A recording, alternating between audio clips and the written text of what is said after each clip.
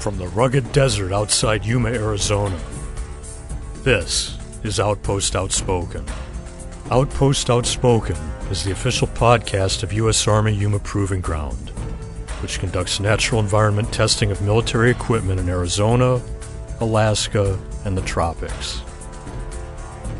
Hello, I'm Mark Schauer. From Jules Verne into the rocket age, scientific thinkers and dreamers assumed that massive artillery was the logical means to accelerate payloads into the heavens. Even in the 1960s, the Army was conducting the High Altitude Research Project, intended to utilize artillery as a lower-cost alternative to launching scientific payloads into orbit. The world record for highest altitude shot was set at YPG in 1966. And recently, a private industry customer has utilized some of the same infrastructure to try to achieve suborbital space access. Dr. John Hunter is the company's chief technical officer. You want to use artillery to launch supplies and materials into orbit, but your propellant is much different than what the Army uses. What kind of propellant do you intend to use to become the FedEx of low Earth orbit? Yeah, it's very straightforward. Gunpowder evolved back in the days because people knew how to put together saltpeter and sulfur and charcoal. It took a long time, but it's got what's called a high molecular weight. In other words, it's dense. So gunpowder is like a 28 molecular weight, and when it burns, and hydrogen is at molecular weight of 2, so it's literally 1/14 the molecular weight. And what happens is that turns out to be relevant in how fast it can push something. So if you want to push something down a barrel, down a tube, for example, the tube's just a way to focus momentum. Basically, you would use a lighter molecular weight gas if you could. Now, it's not as easy because with gunpowder, you can get an exothermic reaction. You light it and it burns and you get this dense gas. With hydrogen, it's harder because there's no exothermic reactions that we know of that produce hydrogen readily. To get the hydrogen to get hot, it's more difficult. So there's different ways to do it. You've been highly regarded in the projectile research community for many years, but how did you first hear about Yuma Proving Ground? I was at a conference at I think it was in Socorro, New Mexico, like probably 10 or 15 years ago. And I was talking to some guys, and you know who's always been really great for me, Mark, is the guys down at the mid level, the guys who do on the ground level that do the work. They've always given me pointers that have helped me. These guys, not the high level administrators, because they had a sort of a role to play too. But it's been the guys. In this case, it was a couple of camera guys, high-speed camera guys I ran into at this conference, and we're comparing notes on what were the best ranges to go to, right, in terms of economy and ethics and work, product and how easy it was to work. And this camera guy said, he says by far YPG is the best place to go because you guys have a strong work ethic, blue collar, and you don't blow up our budget with the expenses. So that turned out to be true. Now, it doesn't mean there's not a place for the other launch locations. I've been to Kodiak, I've been to Wismar, Wallops back in the day, and they all have great things to offer. But I'm just sort of a get in and get out, blue collar guy that likes to get the job done. My dad built houses, and so that's sort of where I come from. Now, you're a startup company, so it's important for you to keep costs down. Has YPG helped you do that? Oh, yeah. No, YPG has been great. Is there any other facility where you could conduct the testing you've done so far that you've done at YPG? Yeah, there are other facilities, but it's just a matter of how easy it is to get to them. For example, I've been to Kodiak Island multiple times back in the I guess it was the 90s and early 2000 era. So, yeah, but the thing is logistically, getting to Kodiak, you have to fly to Anchorage, and then you've got to take a smaller airplane to get to Kodiak. And it's like a vacation in an exotic place. You have to spend time and money to do it. Whereas with YPG, it's a 3.5-hour drive, and I hop in my pickup and I get there in 3.5 hours and start doing something useful. So logistically, it's huge. But I really like Yuma, and YPG has been great to us. I was really impressed when I first went there, and I met Steve Flores, who's a really good guy. And then Kermit Okamura, I remember this is like 10 years ago or something. I remember we went around, took a circuit there. We had a flat tire, and Okamura actually got under the truck and fixed the tire. I kid you not, this is the head of that division. So to me, that was leading from the front, right? And guys were not afraid to get their hands dirty. So I really, that's where I come from. I appreciate that. In your test fires at YPG, you've achieved velocities similar to what the HARP gun got back in the 60s. Yeah. Yeah, we did one vertical shot back a couple years ago. I think it was December of 2021. I did one vertical shot, and they came out with a high camera, showed that it was coming off, I think at 1.4 kilometers per second, something like that. And we needed a lusher budget, let's put it that way. By the time you're ready to launch payloads into orbit, will you be able to accomplish that at Human Proving Ground? The orbital launch, probably not. And the real reason is when you do an orbital launch, you have to launch, say, a 30-degree launch angle to get some momentum, angular momentum, that is. So you've got a horizontal component to your speed. And then it goes up, say, to 500 kilometers, sheds the aeroshell, turns on the first stage engine, and gives it a delta V. It gives it a boost, right? The engine rocket motor gives it a kick.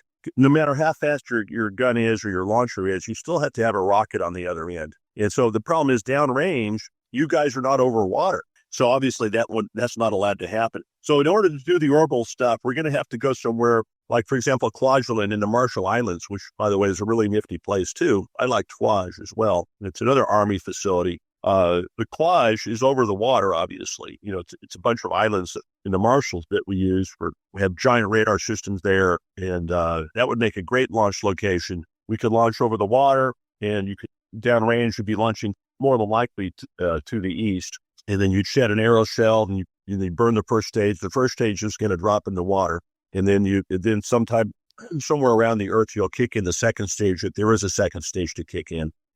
Depends on how fast you shoot this thing. You don't necessarily need a second stage. So the Kwaj would be great because of the water situation. Wallops would be okay, I think. This is the East Coast. If Yuma County had a spaceport with a southern launch angle over the Sea of Cortez, would you be able to utilize that? Yeah, that would be most bodacious. We'd have to look at the ground track, but I think that would be fantastic, Mark. If we could swing a deal with Mexico to launch over the Sea of Cortez, man, I would tell you, I'd be there in a heartbeat.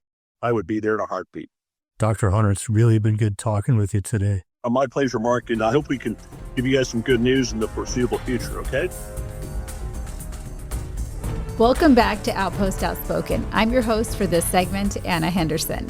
Today we welcome Robert Valencia to the studio. He's been a guest on the podcast before. In episode 52, he talked to us about his job supporting Yuma Test Center. Today, he's talking to us about a recent adventure. Welcome, Robert. Thank you for having me. Thank you for being here. Please refresh our memory about your line of work as an equipment specialist. I'm an equipment specialist in cranes. I do test setup, test support, and have a great team that works with me. And you are well respected in your line of work as well as your team. The YTC commander recently awarded you and a teammate a commander's coin for the positive feedback from a test officer you worked with.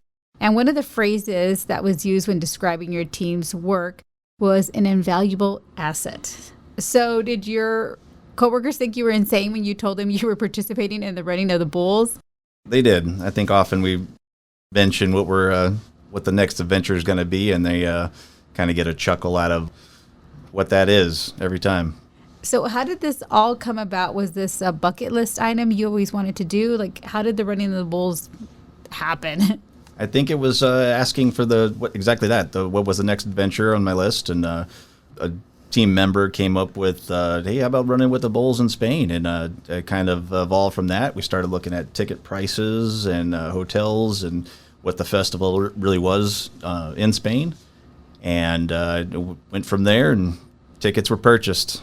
And who goes with you on these adventures? So I have some friends from the Navy, got some good friends I've been on multiple adventures with, and we're all just trying to stay together, trying to keep that adventure and stay keep your friends close. The day of the run, how did it feel? Did it just feel surreal that you were there? It was everything I read about and more. It was the opening day. We arrived on the opening day. The festival starts with a big ceremony, big crowd. We went to the opening day ceremony, had a good time. I think two of the gentlemen I go with had a little too much partying that night, so they were not feeling up for the run the next morning. Slept in a little bit. So myself and my roommate went to do the running ourselves. Did the first day of running, kind of in the blind. Last minute, woke up a little late and got to the festival.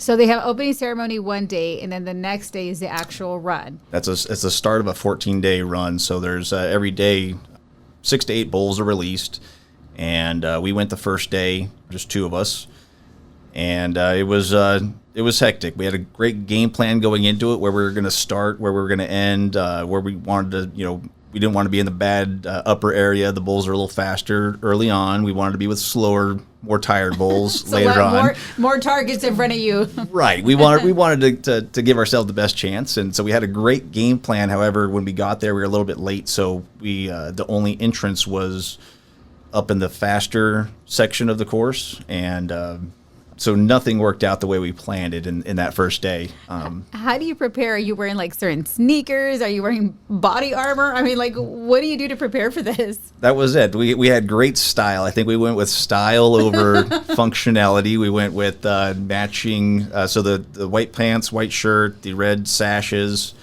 Had to have highlights of some nice red sneakers or red. I had my Adidas and red stripes on, so I wanted to make sure everything was color coordinated. So definitely went with style over functionality, but it worked out great. It was really, when you're running with bulls, there's nothing clean about the streets or whatever you're doing. You're wearing all white, first of all, so let's just drop any expectation of not getting a stain on that white outfit. But it was fun. It was definitely everything we could imagine. It was. We talked a bit before. You mentioned that once you dodge the bulls in the streets, the adventure is not over yet. Tell me about the arena. That's correct. So once you get past the bulls and the bulls get past you, actually, and you're running to the arena, my thought was, hey, let's get our group together. We'll get in the middle of the arena and meet each other, take selfies, and go, hey, that was a great adventure. Good job, guys. Hey, way to go. That's about the time we realized they were letting the bulls back out. So, we're scrambling. We're like, okay, we'll jump over the sides. No big deal. We'll get out of the way. That's when we realized it was more like Hunger Games, where they push you back into the arena. So the fun's not over yet. You're now dodging bulls in the arena. The locals will line the edge of the arena and kind of prevent you from getting out. So we just want to be clear. You paid to be part of this, right? So the festival itself is free. However, the plane tickets and the rooms and all that is definitely. Oh, okay. But so there's no charge to get into the arena. However, I think we're the excitement. I don't think we were the people paying to watch us go there and be in the arena with the bull. Oh my goodness. Okay, the visual of this is hilarious. So, did you end up getting some selfies? Is there a bull in the back of any of your selfies or anything like that? There is. There's a few. We have very good pictures of a couple bulls. Close encounters. I think during the run was the closest. The first day was 8 bulls, not 6. So I counted 6 bulls going by. I was excited and running. And as I'm running down towards the arena, I'm looking at people in front of me looking back with very scared faces. And I'm like, I should be scared. There's something behind me, and I look back, and there's 2 more bulls coming behind me. So that was definitely a surprise. There were some good pictures of that, but I have a couple good arena photos as well. Now, you're a thrill seeker, obviously, listening to the story. So what other adventures have you and your buddies done? We've done a few. We've done rafting down the Grand Canyon. We did a 7-day north half of the Grand Canyon, Colorado River rafting. We did the last adventure was Washington State did Mount Baker. So we hiked the volcano, Mount Baker, and then I think that was a 3-day adventure of just the hike on the hill and then try to make the summit. And this one was the bull run. So we're looking for the next adventure. That was going to be my question. What is next? We don't know. We're kind of kicking around ideas now. I think they threw the last thing that got thrown out was rafting down the Amazon. So something along those lines. It needs to be epic. We got to make sure it's one of those bucket list ideas, bucket list things to cross off. But you're invaluable, so we want to make sure that you make it back. So make sure that it's safe. Will do. All right. Well, thank you so much for your time today and for sharing your adventure with us. And also thank you for everything you do for the Army here at YPG. Thank you for having me. This has been Outpost Outspoken. Thank you again for listening. We'll see you next time from the forefront of Army transformation.